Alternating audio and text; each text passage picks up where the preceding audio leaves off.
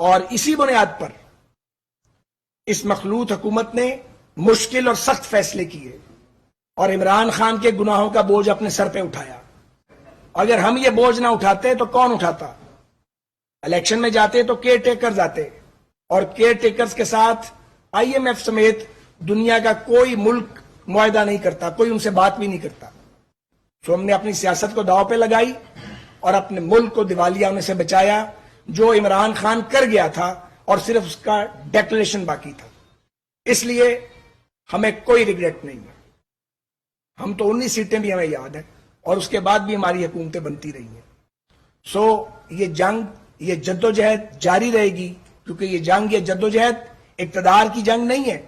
یہ جنگ اور جدوجہد پاکستان میں جمہوری اصولوں کو لاگو کرنے کی اور معاشی استحکام کی اور لوگوں کو انصاف دینے کی جدوجہد ہے.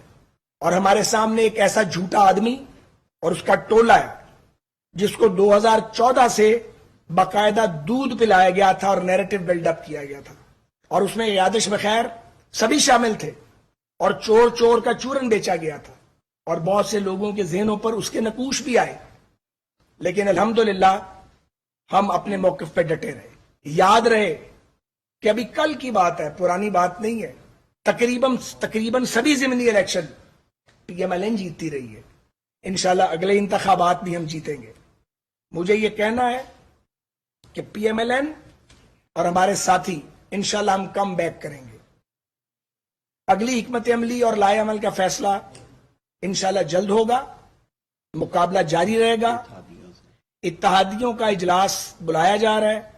اتحادی جماعتوں کے سربراہان اور قائدین تشریف لائیں گے کل شام یا پرسوں انشاءاللہ تعالی, اور وہاں مشاورت ہوگی, اور پھر مشاورت کے بعد اگلے لائے عمل کا اور اگلے مراحل کا اعلان کیا جائے گا.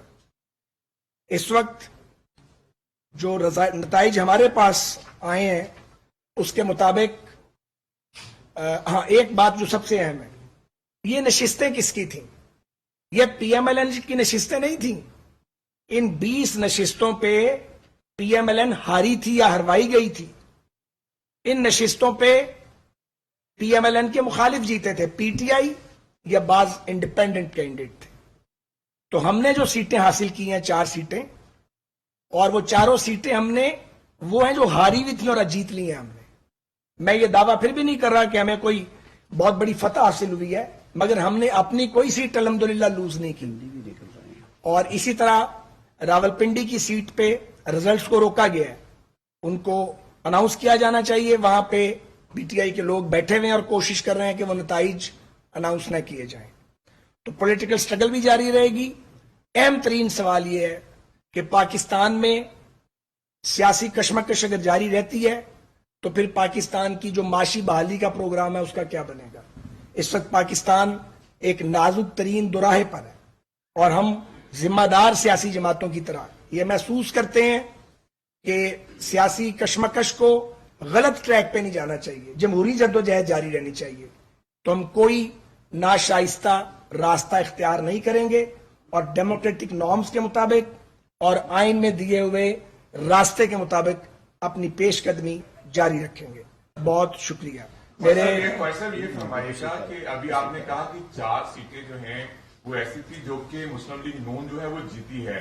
جو پچھلے الیکشن میں اس میں ایسے تھے جو آزاد لڑے تھے وہ جیت گئے, لیکن مسلم لیگ نون کا ٹکٹ لے کر جو اب لڑے ہیں وہ ہار گئے ہیں. ایک تو یہ بتائیے گا, اور دوسرا یہ بھی فرمائیے گا کیا اب آپ سمجھتے ہیں کہ حمزہ شہباز شریف جو آپ نے کہا کہ ان کی سیٹیں تھیں, ان کی سیٹوں پہ وہ وزیر اعلیٰ پنجاب بنے تھے, کیا آپ سمجھتے ہیں کہ آپ وہ وزیر اعلیٰ پنجاب رہیں گے یا انہیں اخلاقاً استعفیٰ دینا چاہیے یا نہیں؟ اس حوالے سے اخلاقیات کا دامن تو ہم نے چھوڑا کبھی نہیں, مگر ہمارا مقابلہ ایک ایسے ٹولے کے ساتھ ہے جن کی ڈکشنری میں اخلاقیات کا ورڈ ہی نہیں ہے.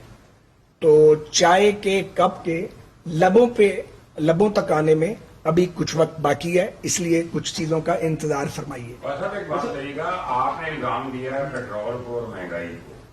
یہ جو الیکشن ہے آپ کے وہ کینڈیڈیٹ جو کہ اسٹرگل کرتے رہے ہیں نون لیگ کے لیے اور انہی حلقوں میں تھے, اس شکست میں ان کا رول نہیں ہے کہ انہوں نے اتنا ساتھ نہیں دیا. دیکھیں اکثر جگہوں پہ تو پوری طرح سنکرونائز ہو گیا تھا معاملہ, لیکن 15-20 دن میں, مہینے میں اگر کوئی یہ سمجھیں پولیٹیکل پارٹیز ہیں یہ ریموٹ کنٹرول سے نہیں چلتی. ظاہر ہے آپ قائل کر کے لوگوں کو اپنے ساتھ لے کے چلتے ہیں, یہی سیاسی عمل ہے اور یہی جمہوری عمل ہے.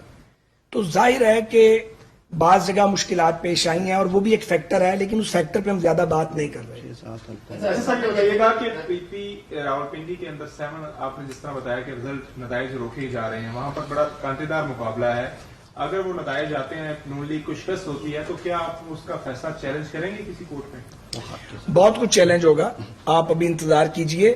ہم فیصلوں کا اعلان اس وقت نہیں کر سکتے کیونکہ مشاورت جاری ہے, ابھی بھی مشاورت کی ہے, مشاورت کل بھی جاری رہے گی اور پھر اتحادی جماعتوں کے سربراہان سے مشورے کے بعد وہاں سے اعلان کیا جائے گا اگلے لائحے میں. صاحب بتائیے گا کہ ظاہر ہے اب ان نتائج کے بعد پنجاب میں مسلم لیگ نون کا گورنمنٹ قائم رکھنا مشکل ہوگا جو نمبر دیے میں.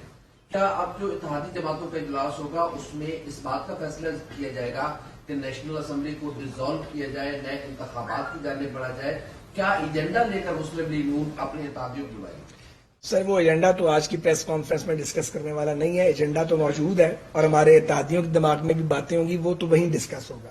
اچھا صاحب, جیسے آپ نے فرمایا کہ مشکل ترین فیصلے آپ کو کرنا پڑے جو شاید پاکستان طریقے کے ساتھ کرنا پڑتے ہیں, تو آپ سمجھتے ہیں کہ ان حالات میں حکومت لینا پاکستان مسلم لیگ نواز کی ایک سیاسی غلطی سمجھتے ہیں آپ اس کو؟ دیکھیں ایک بات مجھے اور کرنی ہے. عطا تارڑ صاحب تشریف رکھتے ہیں یہاں پہ, ہمارے آپ کو پتا مرد مجاہد ہیں ہماری جماعت کے, تو میں اس حوالے سے یہ ان کو کریڈٹ دینا چاہیے کہ جہاں جہاں مسلح جتھے موجود تھے, جہاں جہاں مسلح لوگ تھے, اور جو ایک پلان تھا گو سلو کے لیے لوگوں کو ہرٹ کرنے کا, زخمی کرنے کا, گنڈا گردی کرنے کا, اسلحے سمیت وہ گنڈے جو خیر سے یادش بخیر سارے ہی پی ٹی آئی کے لائے ہوئے لوگ تھے, وہ سارے قانون کے کٹہرے میں آئے ہیں اور کہیں ایک گولی نہیں چلی. معمولی اگر کوئی جھگڑا بھی ہوا ہے تو ایڈمنسٹریشن نے اس کو امپارشل ہو کے کنٹرول کیا. دوسرا کیا میں نے کہا تھا کہ سمجھتے ہیں کہ اس حالات میں پاکستان مسلم لیگ نواز کو حکومت دینا اس کی ایک سیاسی غلطی تھی کہ جو ایک مورال جا رہا تھا آپ کا وہ سارا ایک دو فیصلوں میں ضائع کر دیا. نہیں, گزارش یہ ہے کہ جو بھی فیصلہ ہوا ہے وہ تو ہوا ہے کلیکٹیو وزڈم کے ساتھ, کسی فرد واحد کا فیصلہ نہیں ہے, صرف پی ایم ایل این کا تنہا فیصلہ بھی نہیں ہے. جو پی ڈی ایم کی جماعتیں ہیں اور پاکستان پیپلز پارٹی ہے اور اے این پی ہے, تمام جماعتوں کے قائدین نے بیٹھ کے فیصلہ کیا ہے. اور ہم یہ سمجھتے ہیں اور ہمیں کوئی ریگریٹ نہیں ہے اپنے فیصلے پر کہ اگر ہم یہ فیصلہ نہ کرتے اور ہماری سیاست بچی رہتی, ہمارا پولیٹیکل اکاؤنٹ جو تھا وہ کھلا ہوا تھا, اس میں کریڈٹ موجود تھا, الحمدللہ اب بھی موجود ہے, کچھ نہیں ہوا, یہ ہوتا رہتا. خواجہ سعد رفیق پریس کانفرنس کر رہے ہیں. انہوں نے کہا کہ ہمارا مقابلہ بڑھتی ہوئی تیل کی قیمتوں سے تھا, بڑھتی ہوئی مہنگائی سے تھا. ہم نتائج کو تسلیم کرتے ہیں.